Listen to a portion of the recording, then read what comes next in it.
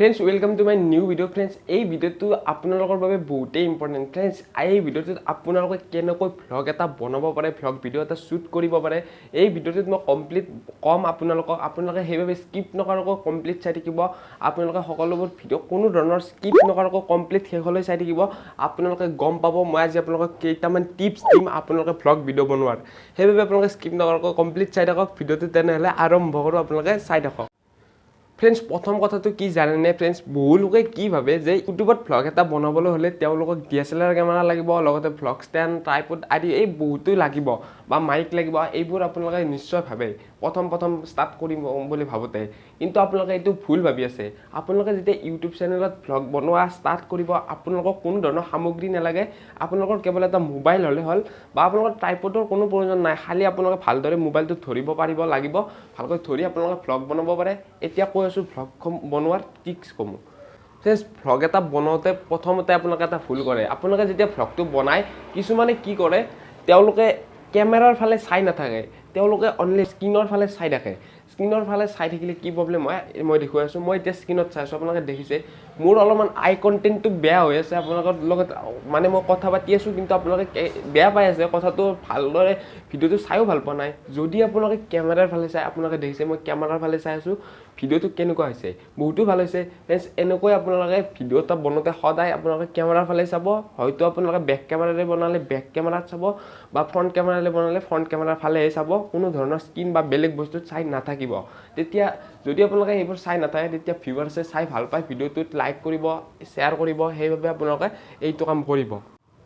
লগতে ফ্ৰেন্ডছ, আপোনালোকে ক'ৰবাত ভ্লগ বনাবলৈ গ'লে বা ভ্লগ বনাই থাকিলে আপোনালোকে কি কৰিব, কেতিয়াবা আপোনালোকে কিছুমান শ্বট ল'ব লগা হ'লে বা আপোনালোকে যেতিয়া শ্বট ল'ব, সেই শ্বটসমূহ আপোনালোকে ভালদৰে ল'ব বা আপোনালোকে 3-4টামান ল'ব। কাৰণ এটা শ্বট আপোনালোকে যেতিয়া ভিডিঅ' এটা এডিট কৰি থাকে, তেতিয়া আপোনালোকৰ সেই শ্বটটো ভাল নহয়, বা আপোনালোকে যেতিয়া এডিট কৰিব বোলে এইটো ভাল নহয়, মই এটা বেলেগ শ্বট লৈ আহিলে ভাল হ'লে, এনেকুৱা এটা মনত আহিব। সেইবাবে আপোনালোকে এবাৰেতো যাব সেই ঠাইখিনিত, সেইবাবে ভালদৰে শ্বটটো ল'ব। লৈ আপোনালোকে 3টা শ্বটৰ ভিতৰত আপোনাৰ যোনটো ভাল হৈছে তাত আপোনালোকে এড কৰিব পাৰিব। সেইবাবে আপোনালোকে এইটো কাম কৰিব। লগতে আপোনালোকে কেতিয়াবা যেতিয়া ভিডিঅ' এটা বনাই থাকে, প্ৰায়ভাগ ভিডিঅ' আপোনালোকে ফ্ৰণ্ট কেমেৰাৰে বনাবলৈ চেষ্টা কৰিব, কাৰণ ফ্ৰণ্ট কেমেৰাৰ কোৱালিটিটো ভাল হয় আৰু দেখিও ভাল। একদম ফ্ৰণ্ট কেমেৰাৰে বনালে বেছি ভাল লাগে। আৰু যেতিয়া আপোনালোকে ভ্লগসমূহ বনাই থাকে বা কেতিয়াবা চিনেমেটিক শ্বট ল'ব লগা হয়, আপোনালোকে ডাইৰেক্ট লৈ দিয়ে। ফ্ৰেন্ডছ, আপোনালোকে যেতিয়া চিনেমেটিক শ্বট এটা ল'ব, তেতিয়া আপোনালোকে মোবাইলৰ ৱাইড এংগলেৰে ল'ব, ৱাইড এংগল লেন্সেৰে আপোনালোকে ল'ব সুন্দৰকৈ। তেতিয়া কি হয়, ষ্টেবল হৈ থাকে, ভিডিঅ'টো বেছিকৈ লৰি নাথাকে। আৰু আপোনালোকে যেতিয়া ভিডিঅ' এটা বনালে আপোনালোকৰ বহুতো লৰি থাকে ভিডিঅ'টো, আপোনালোকে দেখাত ভাল নহয়। আপোনালোকে তেতিয়া কি কৰিব, গুগল ফটো নামৰ এটা এপ্লিকেশ্যন আছে, সেই গুগল ফটো এপ্লিকেশ্যনটো ডাউনলোড কৰি ল'ব, বা অলৰেডি কাৰোবাৰ ডাউনলোড থাকিব পাৰে। তাত আপোনালোকে ভিডিঅ'টো ষ্টেবিলাইজেশ্যন কৰিব পাৰে।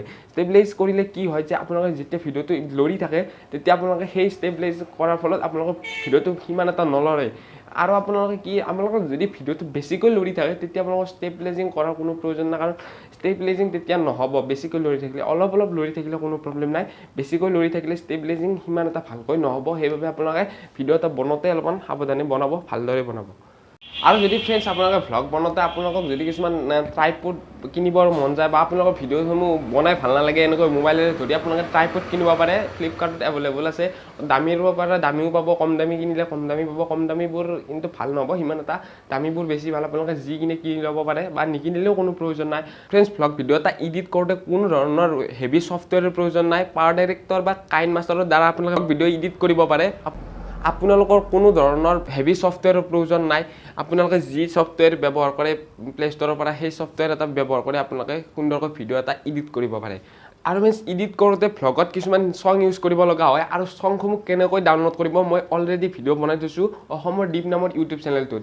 যদি আপোনালোকে চোৱা নাই, ডেছক্ৰিপশ্যনত লিংক দিছোঁ মোৰ ইউটিউব চেনেলটোৰ, সেই ছেকেণ্ড ইউটিউব চেনেল। সেইটোত গৈ আপোনালোকে সকলোবোৰ টেকনিকেল ভিডিঅ', ইউটিউবৰ লগত ৰিলেটেড বহুতো ভিডিঅ' তাত পাই যাব। আপোনালোকে চাই আপোনালোকে গম পাব কেনেকৈ কি কৰিব লাগে, কেনেকৈ ডাউনলোড কৰে, বা কেনেকৈ কপিৰাইট ফ্ৰী মিউজিক ডাউনলোড কৰে, ইমেজ ডাউনলোড কৰে, সকলোবোৰ তাত আছে। PNG ফটো কেনেকৈ বনায়, থাম্বনেইল কেনেকৈ বনায়, সকলো বনাইছোঁ, আপোনালোকে তাত চাই ল'ব।